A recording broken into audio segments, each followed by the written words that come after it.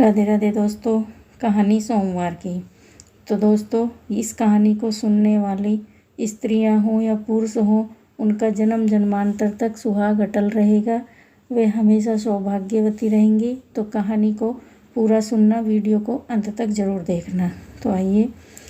सोमवार के व्रत में शिव पार्वती का पूजन कर तीसरे पहर भोजन ग्रहण कर लिया जाता है। व्रत को कार्तिक माह में या सावन में आरंभ करना शुरू माना जाता है।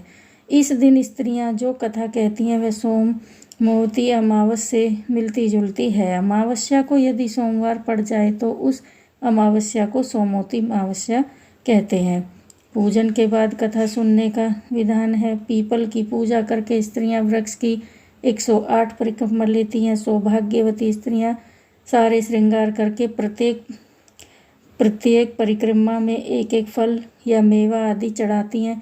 परिक्रमा के बाद धोबिन की मांग का सिंदूर अपनी मांग में लगाती हैं। धोबिन के आंचल में कुछ मिठाई व पैसे डालकर सुहागिन स्त्रियां उसके पांव छूती हैं। तो आइए, कहानी इस प्रकार है। एक परिवार में माँ, बेटी और बहू 3 स्त्रियां थीं।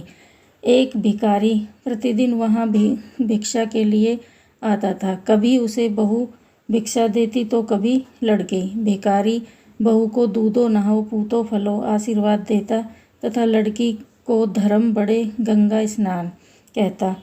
लड़की की माँ ने एक दिन याचक से पूछा कि वह दोनों को 2 तरह के आशीर्वाद क्यों देता है। तो याचक बोला कि तुम्हारी कन्या का सौभाग्य खंडित है। यदि वह कन्या सोमा नाम की धोबन के घर जाकर जहाँ वे गधे बांधती है उस स्थान की सफाई कर दिया करे तो उस पतिव्रता के आशीर्वाद से इसका सौभाग्य अटल हो सकता है। अब कन्या सुबह ही धोबन के घर जा सारी सफाई कर आती।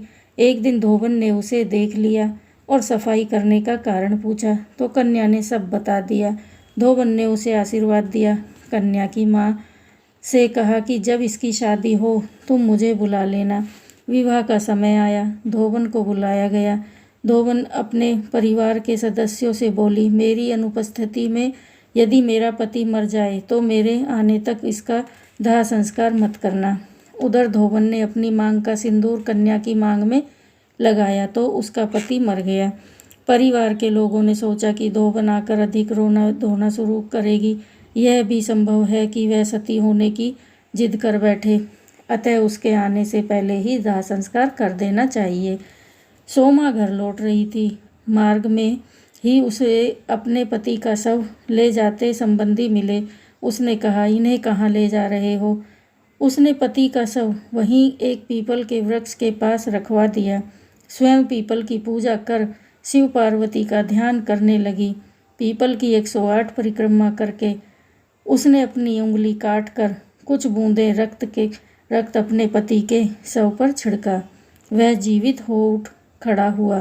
तभी से धोबिन से सुहाग लेने की प्रथा का प्रचलन हुआ है।